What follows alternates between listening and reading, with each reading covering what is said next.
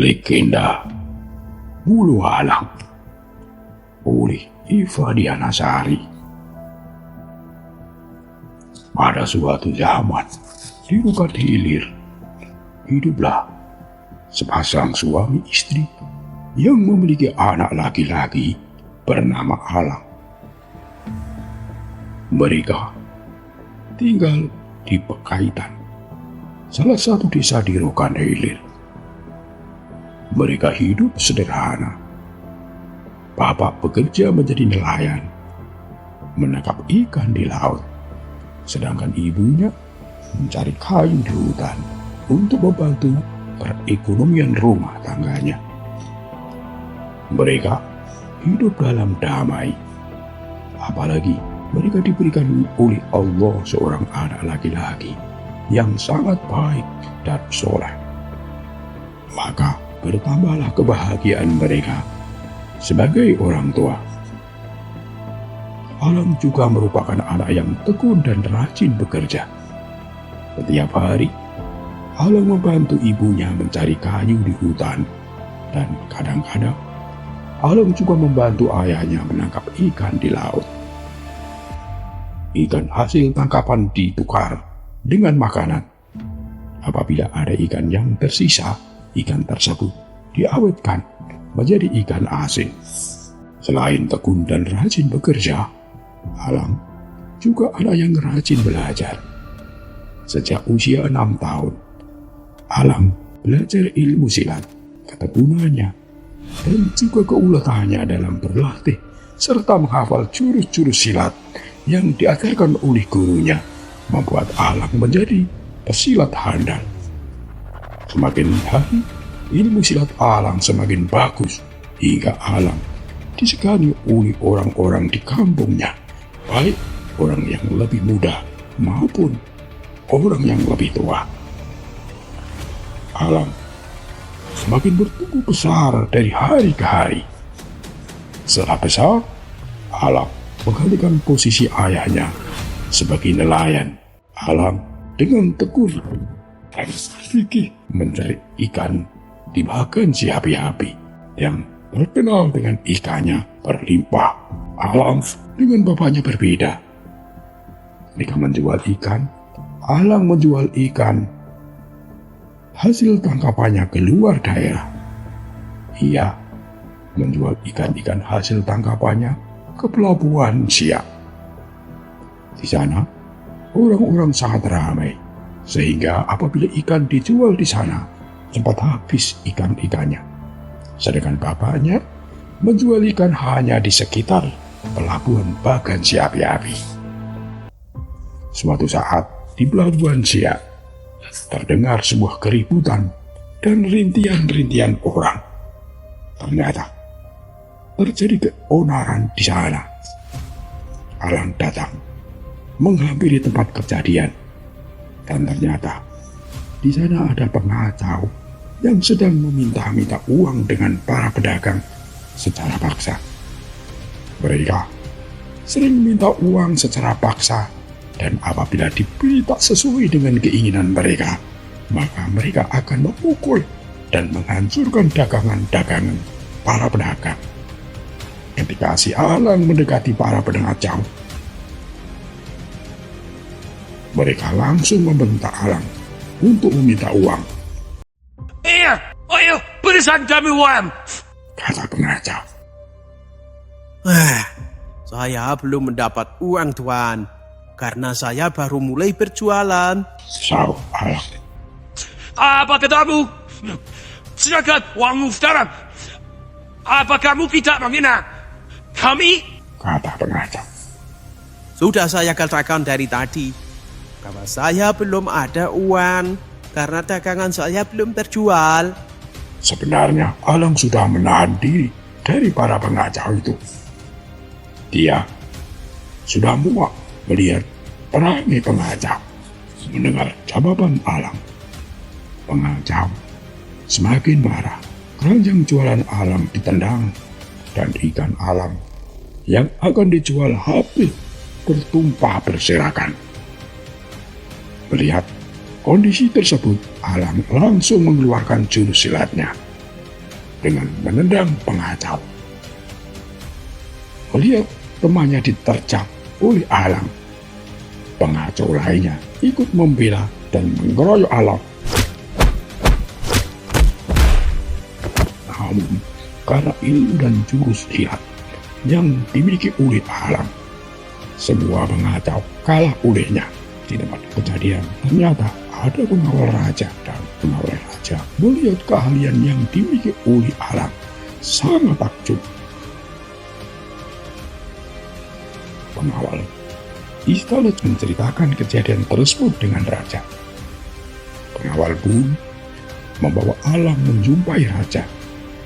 Pada saat raja menemui Alang, raja mengucapkan terima kasih kepada Alang yang sudah membantu memberikan kedamaian dengan rakyat. Terima kasih, anak muda. Kamu telah membantu pengawal mengamankan kerajaan ini dari para pengacau. Saya sangat kagum kepada anak muda. Tutur raja. Sebagai imbalan, buatlah satu permintaan, maka akan kukabulkan permintaan anak muda. Terima kasih, Tuanku. Jika diperkenankan, hamba hendak mengabdi diri dengan Tuanku. Jawab Alang. Raja mengangguk mendengar ucapan Alang dan berkata, Jika demikian, kamu saya tugaskan sebagai pengawal untuk membantu keamanan kerajaan dari gangguan apapun. Mendengar ucapan sang raja, tentunya Alang sangat senang. Terbayang olehnya, kelak dirinya akan dapat membahagiakan kedua orang tuanya dan merubah nasib dari mencari ikan menjadi pengawal istana. Terima kasih, Tuanku. Hamba akan bekerja keras sebaik mungkin. Jawab Alang. Alang bekerja dengan sangat rajin, dan silat yang dikuasainya pun semakin terasah dengan seiring tugas yang diempunya. Melihat ketekunan dan kegigihan Alang dalam bekerja, suatu hari raja meminta Alang menghadapnya. Raja menitahkan Alang untuk membantu kerajaan mendamaikan perairan kerajaan oleh para bajak laut. Alang, saya titahkan engkau untuk mengamankan bajak laut yang sangat meresahkan para pencari ikan di laut. Mereka sudah sangat meresahkan karena selalu mengambil dan merampas hasil tangkapan para nelayan. Para saudagar yang membeli hasil tangkapan nelayan di kerajaan kita sudah tidak mau lagi datang ke kerajaan kita dikarenakan para bajak laut tersebut, Kata raja. Baiklah, Tuanku. Semua titah Tuanku akan hamba laksanakan.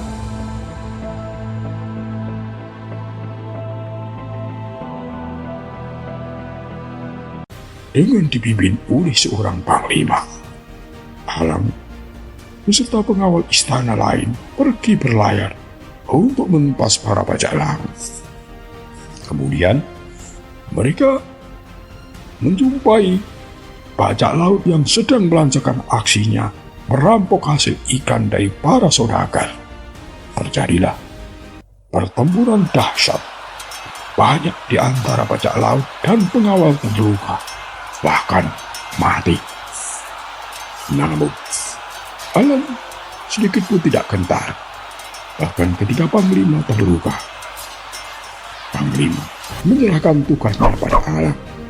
Alang pun menerima tugas itu dengan penuh tanggung jawab. Sudah banyak bajak laut yang mati di tangannya.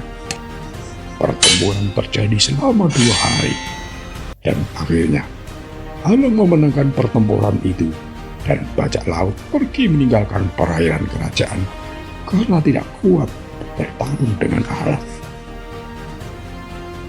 Berita kemenangan Alang diterima oleh raja dengan sukacita. Sebagai penghargaan atas jasa Alang, dijadikan panglima oleh raja. Alang semakin berada di puncak dengan tugas dan tanggung jawab yang diberikan raja kepadanya. Alang semakin disibukkan dengan tugasnya di kerajaan, hingga tidak pernah terpikirkan olehnya untuk mengunjungi kedua orang tuanya yang sangat menantikan kedatangan buah hatinya. Pujian demi pujian sering Alang terima, baik dari raja maupun rakyat kerajaan. Hal ini hingga menjadikan Alang semakin lupa diri. Alang menjadi sombong dan angkuh. Kesombongan dan keangkuhannya merupakan jati dirinya bahwa ia dulunya seorang anak yang baik dan patuh kepada orang tuanya. Berkat kerja keras Alang, raja menikahkan putrinya dengan Alang. Bertambahlah kesombongannya.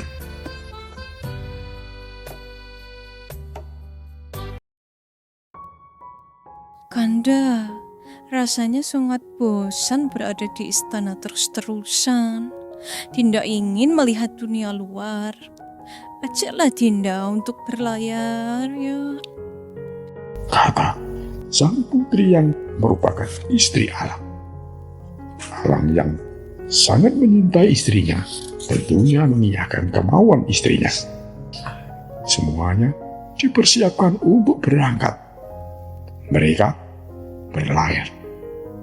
Akhirnya tiba masanya mereka melakukan perjalanan dengan berlayar. Cuaca sangat mendukung pada saat itu.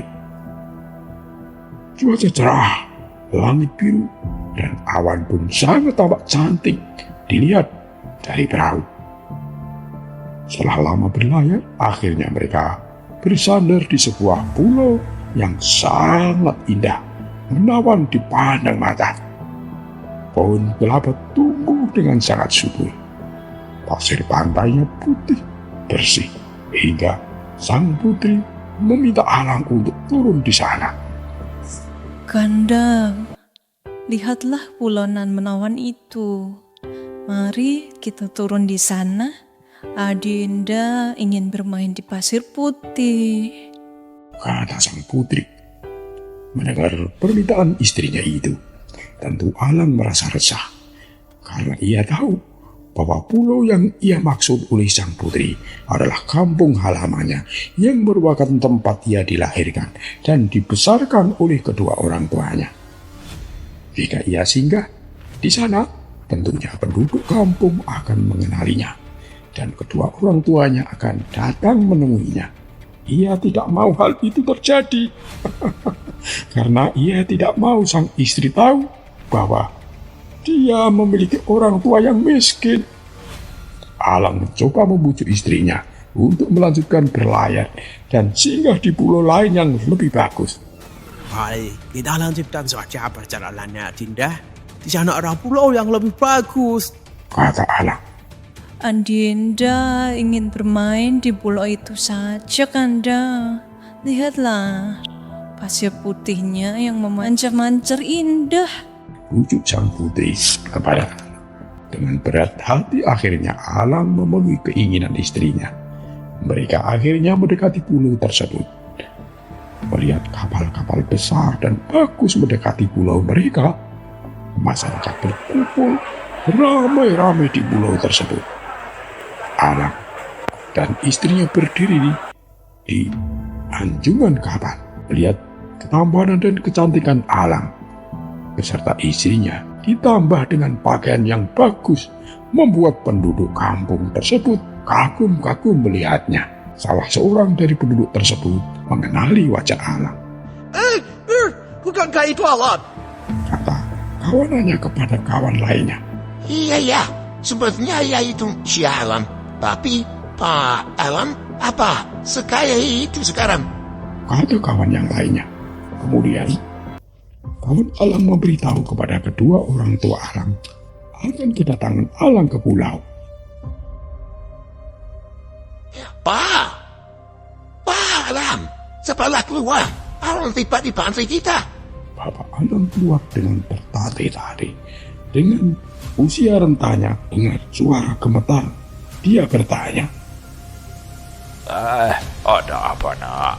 Pak Awan datang. Sekarang Awan ada di pantai dengan wajah yang sangat cantik jelita. Mendengar berita tersebut, alangkah gembiranya hati Bapak Alang. Dengan tergopoh-gopoh, ia pergi menemui istrinya di dapur untuk memberitahu istrinya berita tentang kedatangan Alang.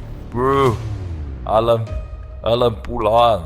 Lihat sang bapak dari depan. Ibu Alang mendengar berita tersebut sangat terkejut dan sekaligus bahagia, sehingga pisau yang ada di tangannya terjatuh. Doa seorang ibu yang selalu menanti kepulangan anaknya dan mendoakan akan keberhasilan akhirnya terjawab sudah. Mana Alang, Pak? Kata ibu bergegas ke depan. Alam masih di pantai, Bu. Mari kita bersiap-siap menemui anak kita. Baik, Pak. Aku akan bersiap-siap dan membawa ipai dudak panggang geluang kesukaan Alang. Sesampainya di pantai,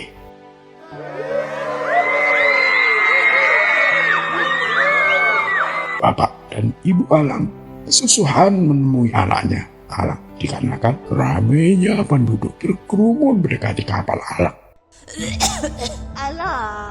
Alang ini mana? Sahut maknya Alang. Setelah beberapa kali maknya berteriak, akhirnya Alang memandang ke arah suara. Betapa terkejutnya Alang ketika melihat emak dan bapaknya berada di pantai itu. Begitu melihat kedua orang tuanya, Alang pura-pura tidak melihat. Dia melihat ke arah lain agar tidak diketahui sama istrinya dan cantik jelita itu. Makanya Alang tidak berputus asa. Dia meminta Bapak Alang untuk mengambil perahu kecil miliknya yang bisa digunakan untuk mencari ikan. Mereka mengayuh perahu kecil tersebut untuk mendekati kapal Alang. Sampainya di kapal Alang, Mak Alang terus saja memanggil nama anaknya Alang.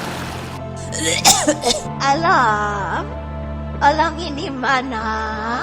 Alang masih pura-pura tidak mendengar dan melihat, namun istrinya mendengar ada suara memanggil nama Alang.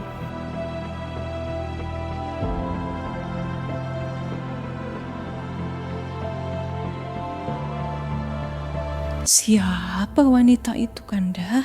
Kenapa dia memanggil namamu dengan sebutan Nek? Apakah dia makmu?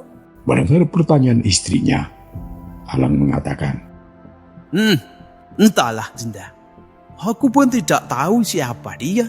Mungkin dia menganggap aku ini mirip dengan anaknya. Tak usah Dinda hiraukan panggilannya. Dinda rasa juga begitu, Kanda. Karena tidak mungkin Kanda memiliki orang tua yang jelek dan miskin. Usirlah mereka, Kanda. Mereka sangat mengganggu pandanganku. Rawal, usir mereka dari perahu. Baiklah tuanku. kata pengawal. Namun, mak dan bapaknya Alang tidak mau pergi dari perahunya. Maknya sambil menangis mengatakan, Ini makmu, Alang. Sudahkah engkau melupakan kami? Mak membawa makanan kesukaanmu, nak. kata mak sambil menunjukkan pai dudak panggang keluang kesukaannya. Pergilah kau, wanita tua. Aku tidak mengenalmu. Aku tidak punya orang tua seperti kau yang jelek dan miskin. Kata Alang dengan kerasnya. Mak dan bapak terkejut mendengar perkataan Alang itu. Mereka tidak menyangka Alang akan menjadi anak yang sombong seperti itu. Alang, kami memang mak dan bapakmu, nak. Orang tua bangka. Pergilah dari sini. Jangan ganggu aku lagi. Kata Alang lagi kembali menegaskan. Bapak dan maknya Alang sangat sedih mendengar perkataan Alang. Mereka tidak menyangka anaknya Alang sudah berubah menjadi orang yang sombong. Mereka mengayuh perahunya pergi ke pantai. Hati mereka terasa sangat sedih. Air mata maknya Alang jatuh bercucuran. Hatinya terasa hancur diperlakukan oleh anak kandungnya seperti itu. Sampai di pantai, maknya Alang memandang kapal Alang yang sangat megah dari kejauhan. Ya Tuhan, jika anak yang di dalam kapal itu adalah anak kandungku yang kukandung selama 9 bulan, hukumlah ia karena telah durhaka kepadaku. Kutukan Mak Alang dengan marah. Tak berapa lama, tiba-tiba cuaca menjadi gelap. Laut yang semula tenang menjadi bergelombang besar menghantam kapal Alang. Kapal Alang terombang-ambing di belakang gelombang besar. Jadi tangis terdengar dari kapal itu hingga ke pantai. Di saat seperti itu, Alang baru menyadari semua ini terjadi karena dosa kepada orang tuanya. Kemudian dia berteriak memohon ampun kepadanya. Bapak, maafkanlah Alang. Alang bersalah kepada Mak dan Bapak. Kata Alang menggigil. Suaranya hilang di dalam bunyi suara gelombang. Orang-orang yang berdiri di pantai hanya terpaku melihat kejadian tersebut. Satu orang pun di antara mereka tahu apa yang sedang terjadi. Kemudian gelombang besar datang dan membuat kapal itu terbalik dan menumpahkan segala isinya. Mak dan Bapak Alang terpaku melihat kejadian tersebut. Maknya Alang sadar bahwa semua yang terjadi di depan matanya akibat dari kutukannya terhadap Alang. Dia menangis sekeras-kerasnya dan menyesali apa yang telah dia katakan.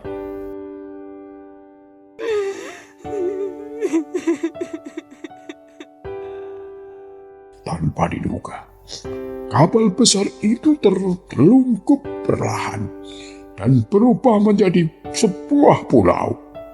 Melihat hal itu, Mak dan bapaknya Alang bergegas mendekati pulau itu. Mereka berharap akan menemui Alang di pulau itu. Akan tetapi, ketika mereka hampir sampai di pulau itu, perahu mereka diterjang gelombang yang cukup besar.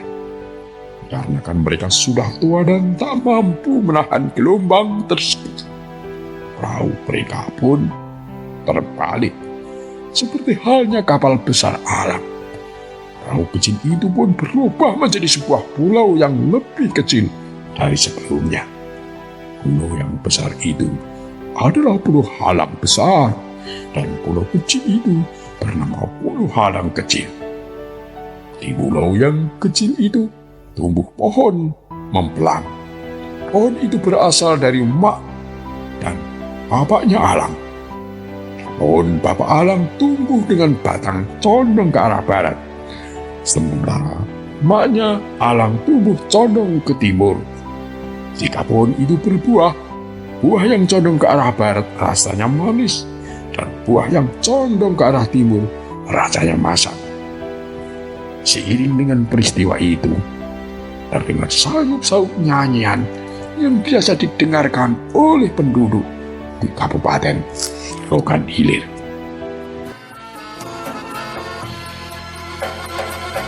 Semasa dulu di Gua Lokuku,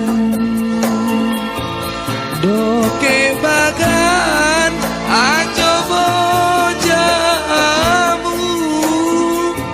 di situ tinggal anak doaku, anak tak pernah mengenang jasa.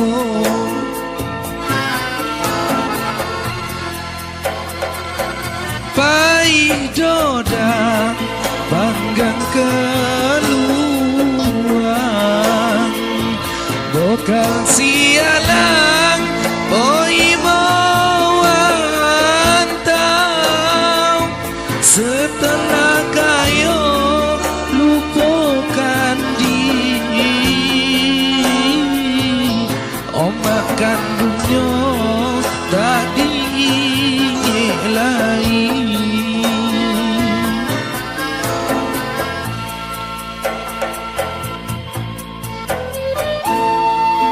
Alam, ingatlah kepada omak dan ayah yang telah membosankan kau dari kecil sampailah bosan.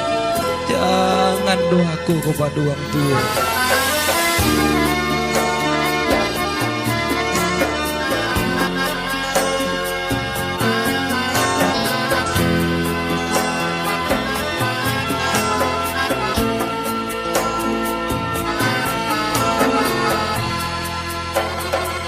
Semasa dulu di Kuala Kubur, doke bagan ajo bojamu, di situ tinggal anak doaku, anak tak pernah memonang jaso.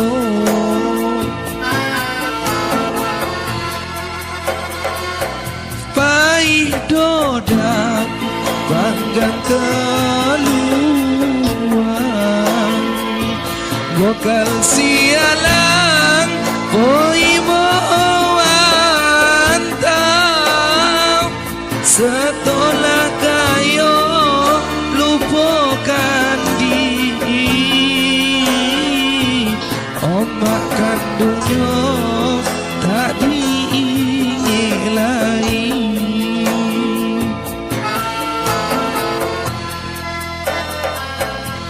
Kabulah sumpah omak kandungnya, kapan siang menjadi bulan, di situ tumbuh umpun labau, sebelah mani sebelah masam, sebelah mani sebelah masam, sebelah mani sebelah masam.